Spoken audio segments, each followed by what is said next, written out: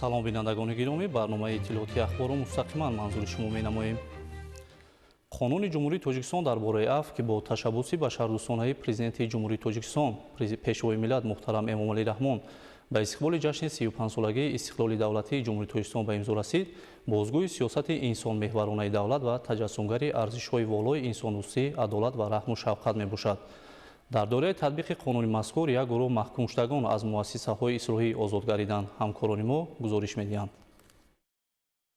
афв на танҳо санади ҳуқуқӣ, балки таҷассуми иродаи сиёсӣ, инсондӯстӣ ва башардӯстонаи давлат ва ҳукумати ҷумҳурии Тоҷикистон мебошад. қабули қонуни ҷумҳурии Тоҷикистон дар бораи афв, татбиқи боз як иқдоми башардӯстонаи президенти ҷумҳурии Тоҷикистон, пешвои миллат муҳтарам Эмомалӣ Раҳмон барои шаҳрвандони мамлакат мебошад. хиради азалӣ, сиёсати инсондӯстона ва андешаи бузурги миллатсозии пешвои маҳбуби миллат имкон фароҳам овард, ки ин қонун ба 18038 нафар маҳбус татбиқ гардида, ҳазорон нафари онҳо ба ҳаёти орому осоиштаи худ баргарданд.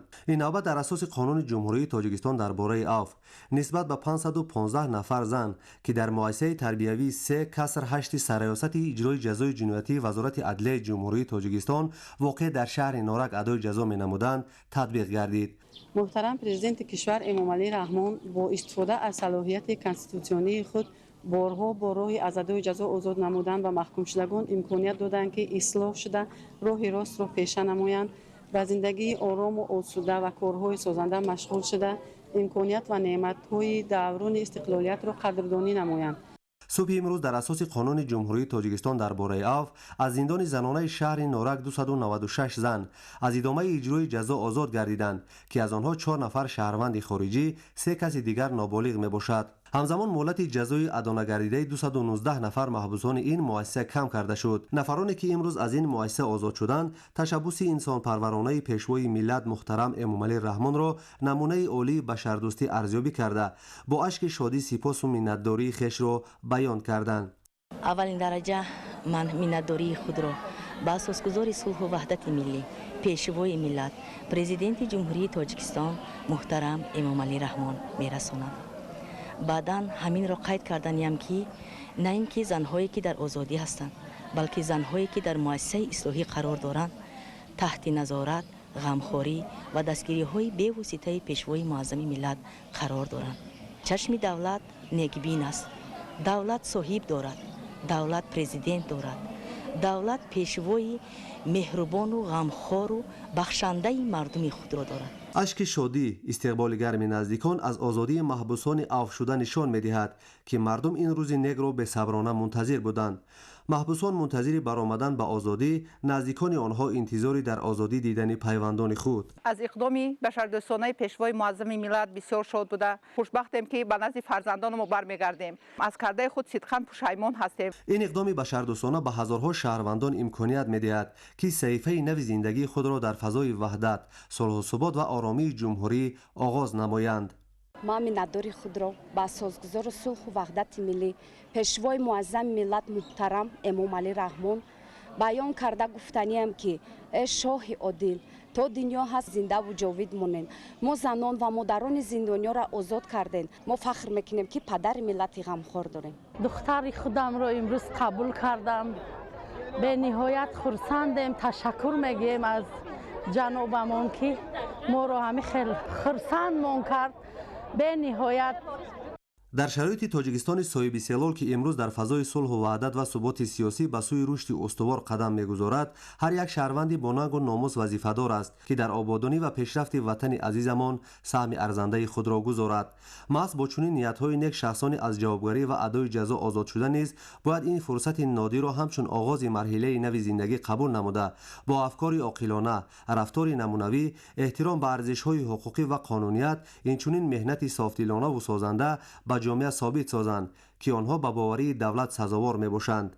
аз иқдоми навбатии башардӯстонаи пешвои муаззами миллат, президенти ҷумҳурии Тоҷикистон муҳтарам Эмомалӣ Раҳмон, ки бо рӯҳияи инсондӯстӣ ва ғамхорӣ нисбат ба шаҳрвандон роҳандозӣ гардид, самимона изҳори миннатдорӣ менамоям. ин бахшоиши башардӯстона барои мо имкон аз нав оғоз кардани зиндагӣ, ислоҳи хатогиҳои гузашта ва бозгашт ба оғӯши гарми oila و جامعه را فراهم می‌آورد. پیشوای ملت پرزیدنت محبوب کشور محترم امامعلی رحمان من را در قطار هزارها نفر محکوم شدگان دیگر عفو نمودند. من بعد به چنین عملها راه نداده با یک نگاه نو و نیت نیک زندگی خود را در حلقه اویلم آغاز نموده در خدمت پدر و مادر و وطن عزیزم باشم. در پشت دروازه مؤسسه اصلاحی بین ازدحام چشم انتظار مادر با چشمان پر از امید هر لحظه را با تپش دل می شمارد. دستانش به اختیار به هم گره می خورند اما نگاهش از دروازه کنده نمی شود. سالها انتظاری، شبهای پر از آرزوی دیدار فرزند امروز به واقعیت تبدیل یافت. رقیه صابر و چون دیگر والدین و نزدیکان و پیوندان آزاد شوندگان از صبح صادق به پیشواز جگربندش آمده فرصتی بسیار حساس و فرح بخش به آزادی رخصت شدن فرزندش را انتظاری کشید. او از خرسندی اشک شادی ریخت و در جواب به اقدام بی‌نظیر انسان دوستانه سرور محبوب دولت محترم امامعلی رحمان چنین ابراز داشت. همه جناب ما را دستگیری کرد، ما را خرسند کرد، خداوند خرسندش کنه، پروردگار 100 سالش کنه، عمری درازش بده، تنی صحتش بده، به دردش بده، به غمش بده. ای کلی آفتا و بلاها و بیمارا و مشکلا و غما و دردان نگهدارش باشه، همیشه سربلند باشه. ما را خرسند که از پروردگار همیشه خرسندش کنه، دولت ما تنجی و امانی باشه و همه خلقی که و همه بچه و همه مادری را که خرسند که پروردگار کریم همیشه نگهدارش باشه، همیشه خرسند باشه و در تار سر ما باشه و فقط دولت ما سری و پری و خرسندی باشه و هیچ غم درد و بالای دولت ما و بالای پاچای ما نیوره. امیتش من مادرم، من هیچی شب خواب نیستم برای بچه، شب تا بامداد و دارم در حق پاچا دعا مینم. ای خدا میگم همه امامعلی ما را 100 ساله کنه که ما را خرسند کرده است. با مانند این مادر مشفق صدها نفر پدر و مادر و نزدیکان و پیوندان به پیشواز عزیزان خود به مؤسسه اصلاحی 3/6 ناحیه یاوان آمده تشبوس نوبتی پیشوای معظم ملت محترم امامعلی رحمان عفو آنهایی که در مؤسسه های اصلاحی ادای جزا می‌کردند نمونه برجسته بشردوستی و خدمت صافدلانه بر خلق و وطن ارزیابی نمودند. در زمینه قبول قانون جمهوری تاجیکستان درباره عفو امسال از مؤسسه اصلاحی 3/6 ناحیه یاوان 1147 نفر به آزادی رخصت شده به نزد اویله و نزدیکان و پیوندان برگشتند. امروز یکی از روزهای شادی و باشگاه خرسندی برای آزاد شدگان مؤسسه و خرسندی اهل اویله پدر و مادر می باشد که با تشبوس و سیاست بشردوستانه پرزیدنت جمهوری تاجیکستان محترم امامعلی رحمان می باشد که امروز گناههای ما را بخشیدند و دوباره به حیات نو و جمعیت و به نزد اویله روان کردند. سید محمد کریموف این روز را سالها انتظار بود.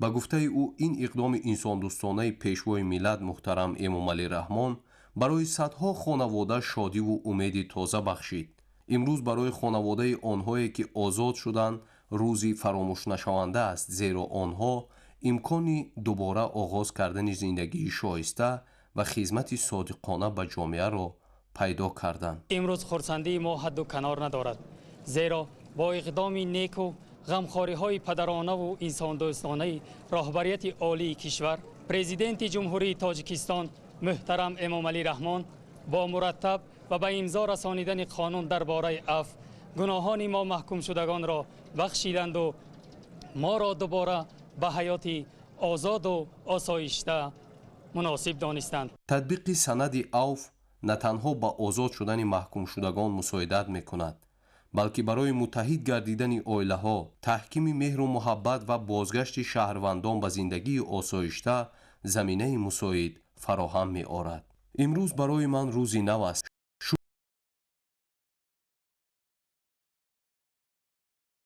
صمیمانه سپاسگزارم. این عفو نه تنها فرزندی مرا با آغوش اویله برگرداند، بلکه امید را به قلب ما دوباره زنده کرد. میگوید این مادر با صدای پر از احساس. چنین هدیه به ما کرد که یگان انسانیت روی زمین این هدیه را به ما کرده نمیتونید. در تلفن شعر نوشتم روی کدگیم حاضر هم خیل یک دونه بچه دارم، یک دونه حق بچه من آزاد شد. خدا الهی را عمر جاودانه بینه، پروردگار به هم مراد مقصداش برسونش. ما به حد مینداره محترم جناب عالی. این لحظه ها تنها سرگذشت یک عائله نیستند. آنها تجسمگری ارزش‌های انسان دوستی، بخشایش و مهربانی می باشند. اوف به صدها نفر امکان اصلاح خطاهای گذشته، بازگشت به نزد پیوندان و آغاز زندگی نو را فراهم آورد. در پشت هر دری باز شده قصه یک مادر، یک پدر، یک فرزند و یک عائله چشم انتظار پنهان است که امروز دوباره لذت شادی زندگی را احساس می کند. با استقبال سازوار از جشن 35 استقلال دولتی در جماعت دهات زرکوهی نویه میر سیدعلی حمدانی تدبیرهای راهسازی و دیگر کارهای سازندگی وسعت تازه را کسب نموده است. گزارش در این خصوص.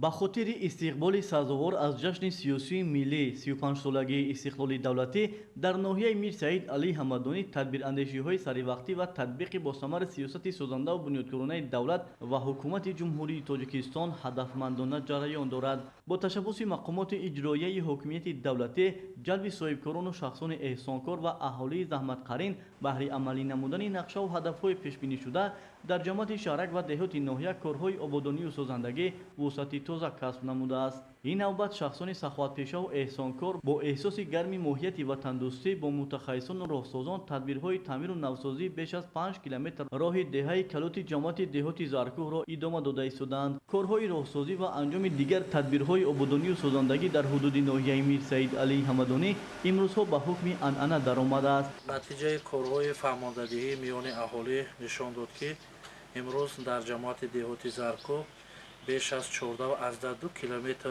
راههای دارای اهمیت محلی داشته جماعت مذکور پر را از نوسازی گردیده ایستاده است. کشانیدن خط آب نوشابه با 670 خواجگی شفت راه پر را روشنناکی گردیده است. ساکنان ناحیه میر سعید علی حمدانی جشن 35 سالگی سیاست دولتی جمهوری تاجیکستان را با یک روحیه بلند فرهنگی و معرفتی تجلیل خواهد گرفت. در دهه کلوت با انجام کارهای تعمیر و نوسازی راه محلی، وضع اینفراستراکچور دهات بهتر، شرایط و امکانات کار و زندگی و سطح نیک و احوالی ساکنان تدریجا بلند می‌گردد. ساکنان ناحیه میر سعید علی حمدانی با شکرگزاری از فضای آرام و آسوده کشور ابراز می‌دارند که با شرافت استقلال دولتی و تجلیل با شکوه همسالای آن، وحدت و یکدلی و اقدام و تشبث‌های شایسته پیشوای ملت، پرزیدنت جمهوری تاجیکستان محترم امامعلی رحمان برابر مرکزهای شهر و ناحیه‌ها همزمان رشد اینفراستراکچور دهات نیز مرحله به مرحله تامین می‌گردد.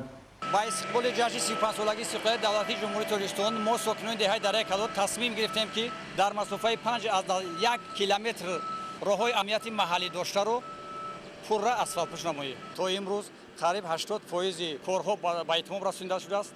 کوشش میکنیم تا جشن 35 سالگی استقلال دولتی جمهوری تاجیکستان دیگر کارهای آبادانی و سازندگی رو پر را به اتمام رسانیم.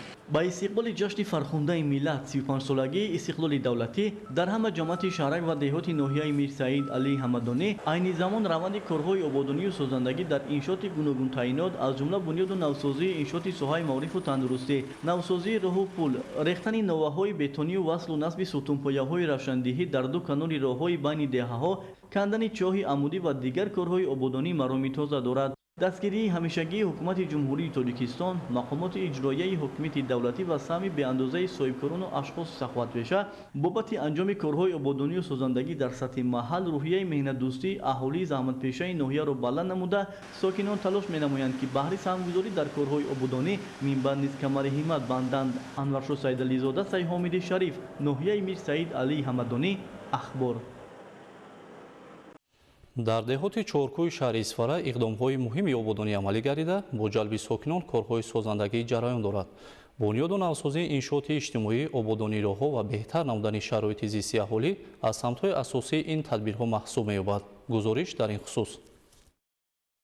ба истиқболи ҷашни фархундаи 35-солагии истиқлолияти давлатии ҷумҳурии тоҷикистон дар ҷамоати деҳоти чоркӯҳ корҳои ободониву созандагии вусъати тоза гирифта сокинони ватандӯст бо ҳисси баланди масъулият дар ободии маҳалли зисти худ саҳми арзанда мегузоранд. имрӯзҳо маъракаи ободониву созандагӣ ба марҳилаи сифатан нав баромада барои беҳтар гардидани шароити зиндагии аҳолӣ ва рушди инфраструктураи иҷтимоӣ заминаи мусоид фароҳам меорад. бо дастгирии мақомоти давлатӣ ва саҳми фаъоли сокинону соҳибкорони маҳаллӣ аз 120 иншооти ҷашнӣ 118 иншооти муҳим бунёд ва мавриди истифода қарор гирифта корҳои сохтмонӣ дар дигар иншоот низ идома доранд. яке аз самтҳои асосии корҳои ободонӣ мунфаршкунии роҳҳои дохилии маҳаллаҳо мебошад. танҳо дар маҳаллаи фирдавсӣ зиёда аз 6 километр ва дар маҳаллаи тагибора 5 километр роҳ мунфарш гардидааст. имсол дар ҳудуди ҷамоат боз беш аз 13 километр роҳҳои дохилӣ бо сифати баланд мунфарш карда хоҳад шуд ки рафтуомади сокинонро хеле осон менамояд. мо сокинони ҷамоати деҳоти чоркӯ як қатор ободониҳои ҷамоати деҳоти чоркӯро гузаронда содем ки тамоми кӯчаҳои танкӯчаҳо ва кӯчаҳои асосӣ ҳама мунфарш гардонида шуда мактаб кӯдакистон марказҳои хизматрасонӣ сохта шуда истодааст. ҳамаи ҳамин ободониҳо ба шарофати истиқлолияти ҷумҳурии тоҷикистон ва сулҳу суботи давлатамон шуда истодааст ва мо ният дорем ки оянда боз ҳам ин деҳаи биштосонро боз зеботару хушрӯтар гардонем. корҳои ободонию созандагӣ дар ҷамоати деҳоти чоркӯҳ далели равшани сиёсати созанда ва ғамхории пайваста нисбат ба беҳбудии зиндагии мардум мебошад. мақомоти ҷамоат таъкид менамоянд ки аксари ин корҳои ободонӣ маҳз бо дастгирӣ ва саҳмгузории сокинони саховатпеша соҳибкорони ватандӯст ва шахсони хайрхоҳ амалӣ гардида намунаи равшани ҳамдиливу ҳамбастагӣ барои ободии ватан мебошад.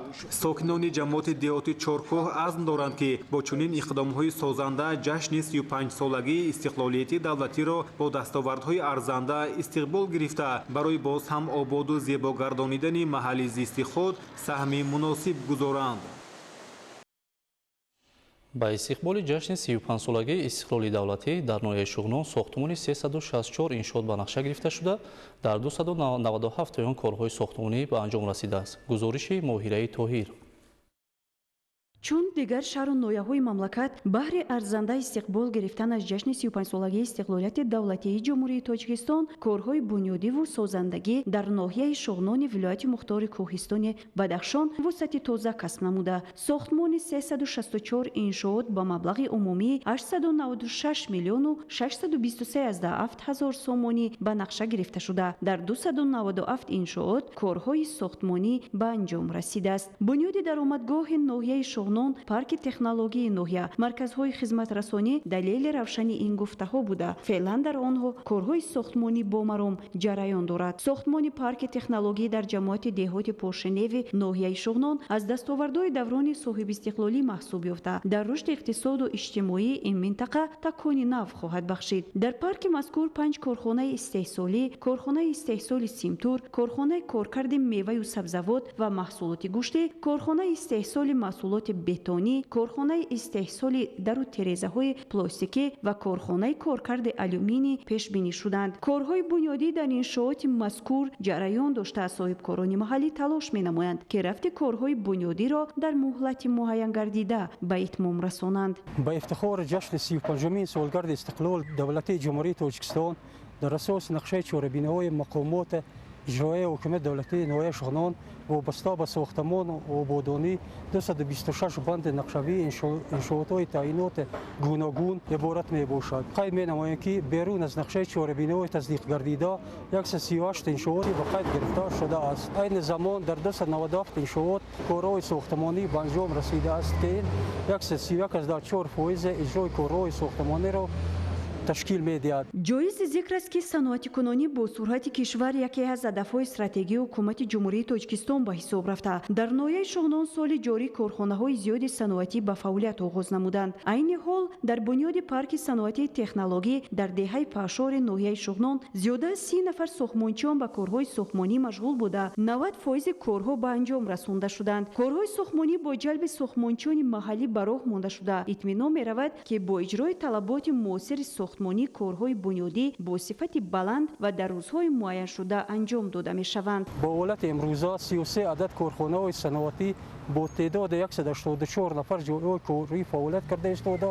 حجم محصولات صنعتی در مجموع مبلغ 34 میلیون و 361 هزار سومنی را تشکیل داده که نسبت همین دوره سال 2025 105% را تشکیل می‌دهد. با چنین اقدام زمینه‌های رشد باثبات و تأسیس جای‌های نوی کاری مهیا گردیده به بلند برداشتن سطح نیکوحوالی مردم و شکوفایی وطنمان زمینه مساعد فراهم می‌آورد. مهره طاهر، مبارکشوی رستم، ناحیه شغنان، اخبار.